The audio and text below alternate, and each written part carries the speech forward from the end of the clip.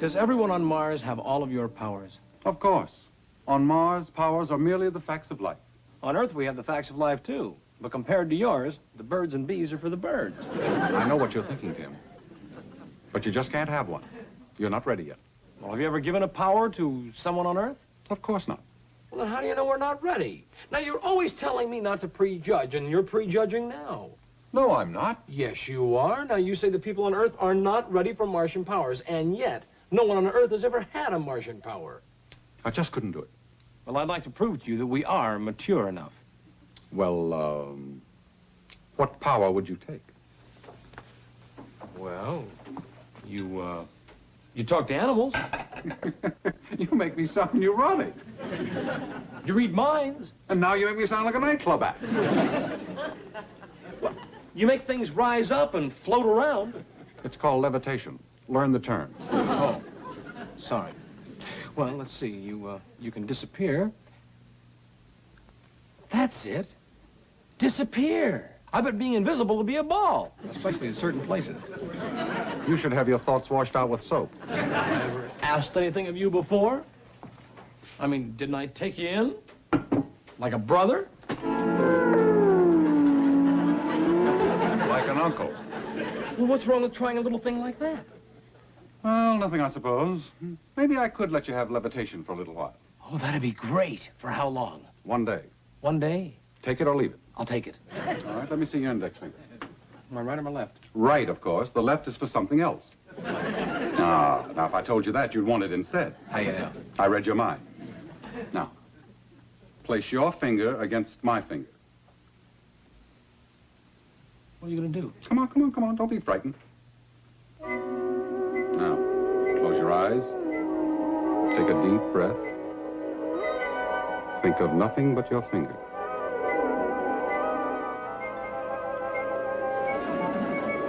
There. You've got it.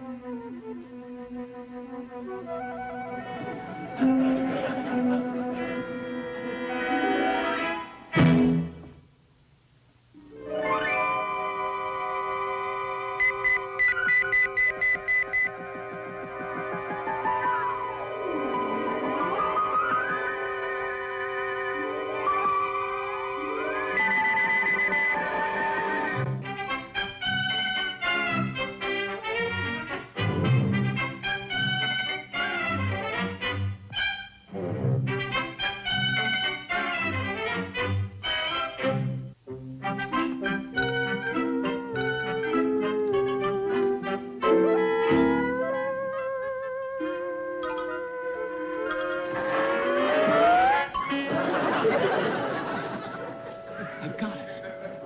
Yes, you've got it, but you've got to be careful with it.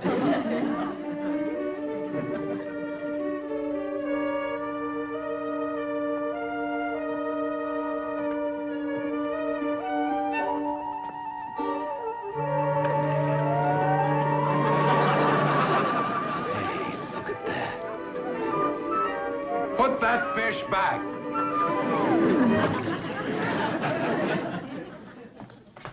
Let me see that finger. Well, it looks fine. What's wrong? Did you ever break that finger? Well, yeah, I broke it once playing football. Why? It never set right. All your levitation will be at an angle.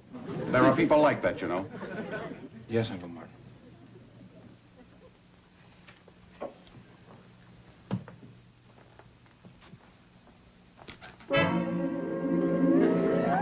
Hey, this is great! Watch your control. Hold that finger straight. That's it now. Compensate, compensate for that angle. Try a landing. Never take your eye off of what you're levitating. Oh.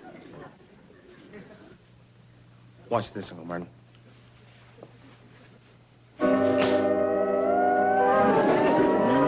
On that middle joint. Now, bend the knuckle on that bank.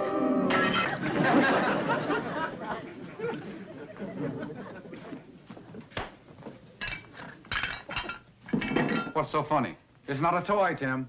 I'm sorry, Uncle Martin, but I'm just afraid it's not right for me. Well, you are not really trying. No, you were right, Uncle Martin. Levitation is a toy to me. Now, this would be great if I was a piano mover or a bank robber, even a street sweeper, but I'm afraid being a reporter, I picked the wrong power. You can't change powers in midstream. Well, why not? So I made a mistake. Look, if I should have picked something that was a little more helpful in my work. I never should have started this. Uncle Martin, look. There's this reporter that has the city hall beat, and he's on vacation. And I have an interview tomorrow with a big shot councilman. I can't. Uncle Martin, if I could find out how he really thinks, how he's going to vote on particular issues, it'd help me a great deal. Come on, Uncle Martin. Give me a transfer. I'm not a streetcar conductor. Please. Well, not now, anyway. Why not? Well, before I give you mind reading, I'd have to take back levitation. All right, swell. Take it back. All right. Hold out your finger. All right, there. It's gone. So fast? Up chair. Up telephone. Up Donder. Up Blitzen. It's gone, Tim. Really? That's great. Now, where's the mind reading? Tomorrow. All day? Can I have it all day? Until midnight. Gee, I feel like Cinderella. Why didn't you wake me earlier? I only have one day for mind reading. You have plenty of time, Tim. Until midnight. Is it connected? You know, does it work? Can I read minds? Open the door and see. Good morning, Mr. O'Hara. Nice day. What was that? I just said it's a nice day. There's 2 cents postage due on my letter, right? Well, how'd you know? Just a wild guess. Oh. Yes, you're right. That's not our dog. We don't have a dog. It's funny. It's just what I was thinking. But I can tell you what you think is the worst kind of dog. What? A Pekingese. Yeah. They're so small they come up and bite you on the ankle before you even notice them. They're so small, they come up and bite you on the... Here's your letter. He came in as clear as a bell. What did you expect? Static? It's fantastic. Now, Tim, you can't tease people with their own thoughts. It's not a game. Do me a favor, huh? Go back to levitation. Oh, no. I'm just warming up to mind reading. Well, after what I've just seen, I'm worried about what might happen the rest of the day. Oh, all right, Uncle Martin. I was showing off. But, well, he was my first case. I mean, how did you do your first time? Well, it's hard to remember. I was a baby. Mrs. Brown.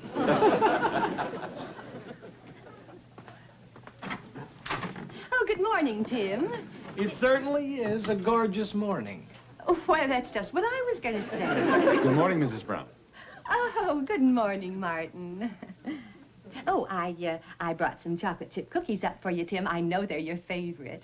You mean you know that they're Uncle Martin's favorite? Oh, his favorite, too. Really? Oh, well, now that's a surprise. Mrs. Brown, you mean he loves chocolate chip. Well, I baked them for you, Tim, but if Martin really likes them. Oh, I do indeed, Mrs. Brown. It was very nice of you to think of us. Oh, I hope you like them. Most people do like my chocolate cooked chippies. I mean, my chocolate chip choppies. Yeah, my chocolate chop... Oh, dear. Maybe I should have made peanut brittle. Yeah, brittle. Well, it was very nice of you, Mrs. Brown. I know we will enjoy these. You're absolutely right, Mrs. Brown. He doesn't look his age at all. No, he certainly doesn't. Did I say that? No, Mrs. Brown. Tim said that. Oh, good. For a minute, I thought... Thought you said what you were thinking. Yes, that's right. I thought that... Oh, enjoy the chookies. Oh, cookies. She came in clearer than the mailman. I'm a what? A blabbermouth. One of the first rules of mind reading is don't be a blabbermouth. Don't blab. I just said what she was thinking. That's blabbing. No, thank you. No coffee now. As a matter of fact, the lady would like milk later. Isn't that right, Daphne? I was just going to say that.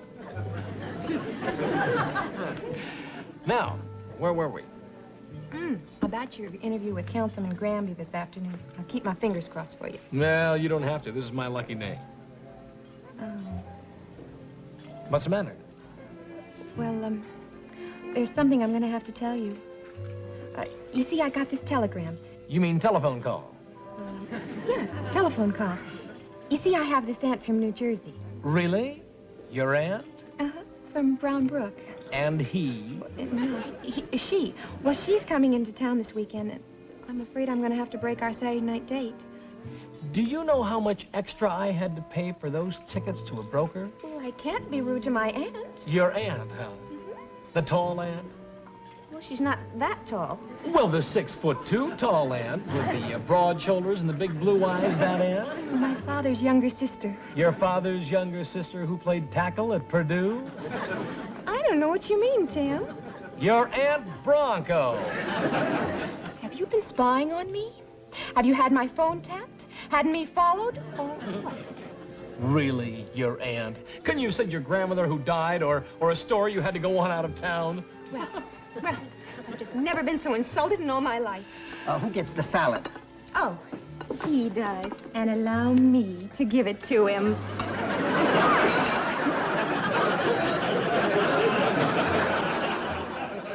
Roquefort, please.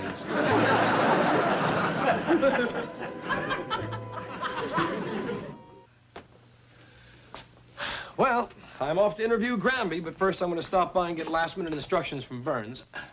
Tim, maybe we should... Call the whole thing off? Don't forget, I can read your mind, too. Well, then you know what I'm thinking. When I gave you the power of mind reading, it was like opening Pandora's box. Nothing but trouble has come out. Well, I'll admit that maybe I acted foolish with the mailman and with Mrs. Brown. Maybe even a little with Daphne, too. From what you told me, that was quite a lunch date you had with Daphne. Yes, That's not funny. What? That joke you're thinking, it must have been a tossed salad because she really tossed it. Sorry. But I'm really concerned about your interview. This power could get you into lots of trouble. Once I read Granby's mind, I am going to write the interview of the year. Now, will you please stop worrying? I can't help it. It's my responsibility. I never should have given you mind reading, and, You might take it back? I might. Oh, no, you wouldn't.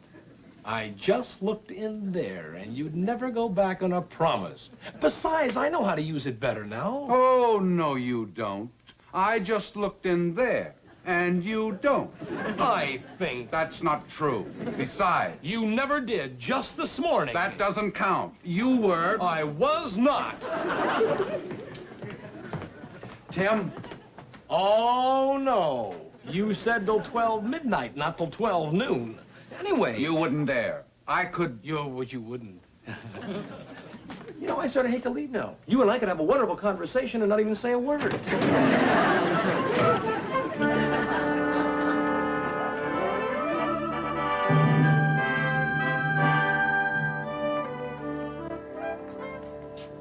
Oh, come on, Uncle Martin. What are we doing? Playing follow the leader? I can't help it, Tim. I'm concerned.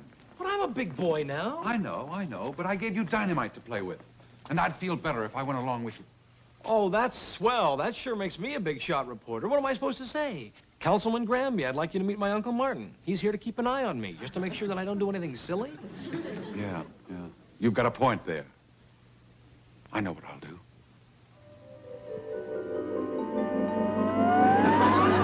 There. Now I won't embarrass you by my presence, but I'll be there in case you need me. All right, I can't stop you now. Join the fun. See if I care.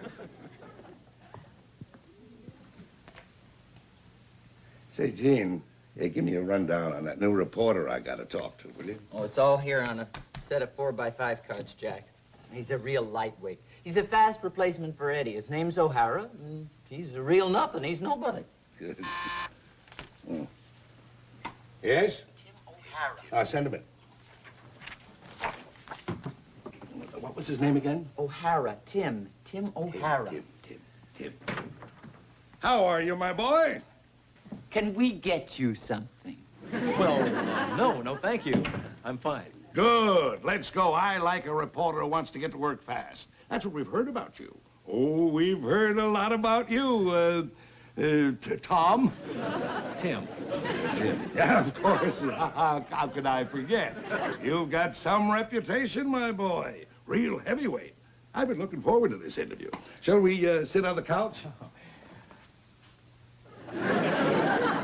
No, I'd rather not sit on the couch. Fine. On second thought, let's sit on the couch. Yeah, whatever you say, my boy. Where shall we start? Oh, well, Councilman Granby. Jack. Everybody calls him Jack. Part of the new breed, you know. Yeah. Fire away. Yes. Well, I know the council will be voting next week. Oh, I love being interviewed by a reporter who's bothered to check the facts. Congratulations, my boy. Well, thank you very much. Now, there seems to be some concern about the new freeway going through your district. Right. Yes, well, have you made up your mind yet? I mean, are you going to vote for it or against it? Is that your full question? It's a hot potato, all right. Will you vote for it or against it? You've got to face issues. Jack always says that. If you were to ask me what advice I would give to a young man or a young woman starting out in politics today, I would sum it up in 2 words. Face issues. Now, what's your next question? My next question? Councilman's a busy man, Tom. Tim, let's get on with the interview. I don't mean to rush you, my boy, but I'm interested in your next question. Yes, well, now I know the new high school bond issue is coming up before the council. We owe a great responsibility to the youth. They are the voters of tomorrow. Oh, well, then you'll support the new bond issue. A lot of the voters of today aren't interested in the voters of tomorrow. You won't support it? Isn't he a peach of an interviewer, Gene? He sure is, Jack. If you were to ask me what advice I would give to a young man or a young woman starting out in journalism today, I would sum it up in 2 words. Clear questions. Now, do you have a third question? But I haven't... Yes? Oh, right away. The mayor wants you on your private line. He always wants me when I'm tied up. I'll take it inside. You think up some more good questions, my boy. I'll be back in 5 minutes. Make yourself at home. Be my guest. Fine. All right. Where are you? Here, in Jack's chair. Okay, wise guy.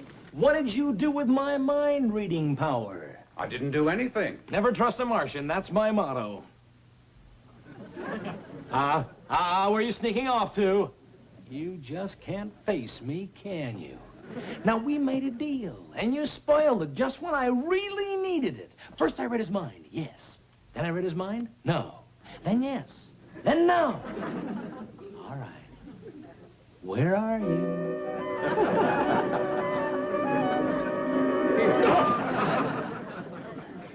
You've still got the power, Tim. Well, then why couldn't I read his mind clearly? Nobody can read a politician's mind while he's deciding which side he's on. Why not? He's playing mental ping pong.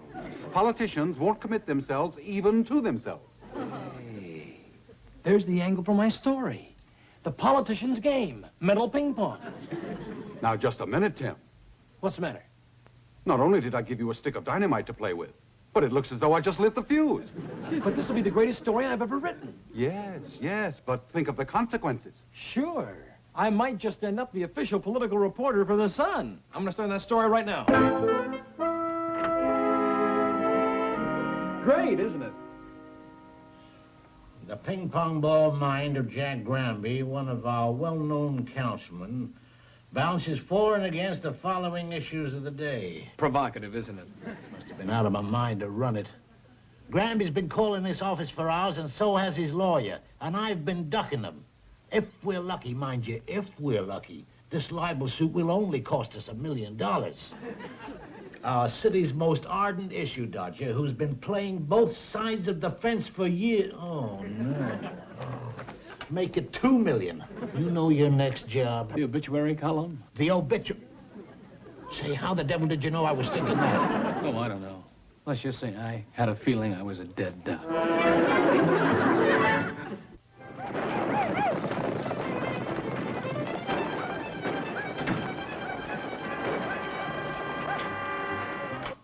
Where have you been? It's almost 12 o'clock. Everybody's been looking for you. Well, I've been out thinking of nice, neat, clean ways to kill myself. Why? Oh, Uncle Martin, you were right. 101% right.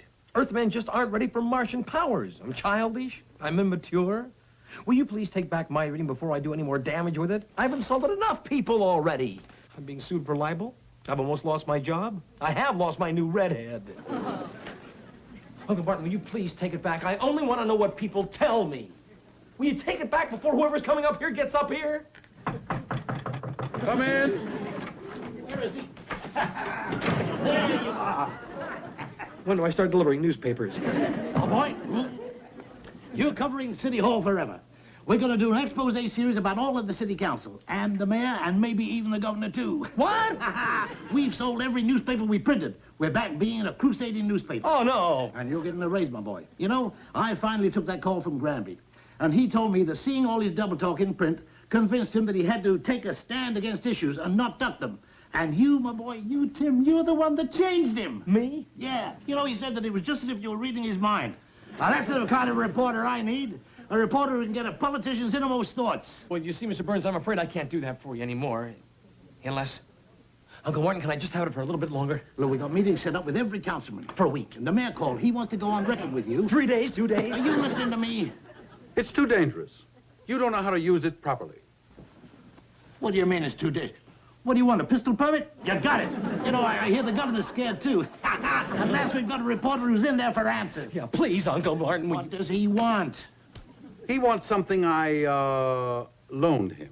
Oh, forget it. I'll buy you a new one. Look, I want to keep you happy, my Uncle boy. Martin, it's almost 12. You can do a story without it.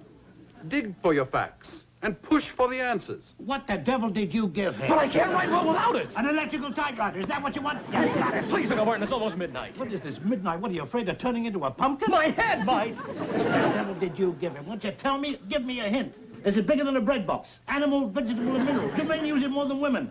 10, it's going. Oh, what's the matter with you, Tim? 11, nothing's coming in clear I'm now. going to call a doctor. I'll get the old man's doctor. He's the biggest man on the coast. 12, it's gone. What do you mean it's gone? What the devil did you give him? You'd never believe it, Mr. Burns. Never. Oh, hello. I'm Daphne Joyce. How do you do? Hello. I'm Tim's Uncle Martin. Oh, well, is Tim home? I have something important I want to tell him. Well, he's in the other room.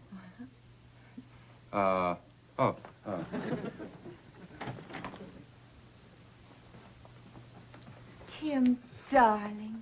Hi. I'd like to introduce my Uncle Martin. We've met.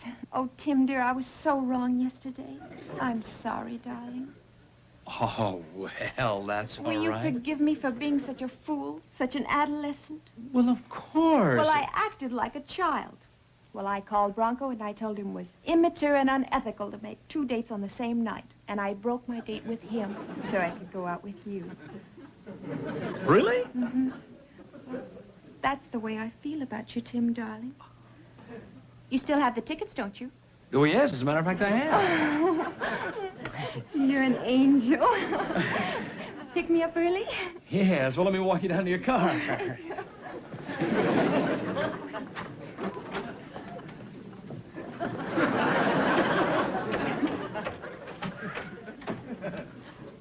Oh, if Tim could only read minds today. You see, it was Bronco who switched her date to Sunday. But that's our little secret, isn't it?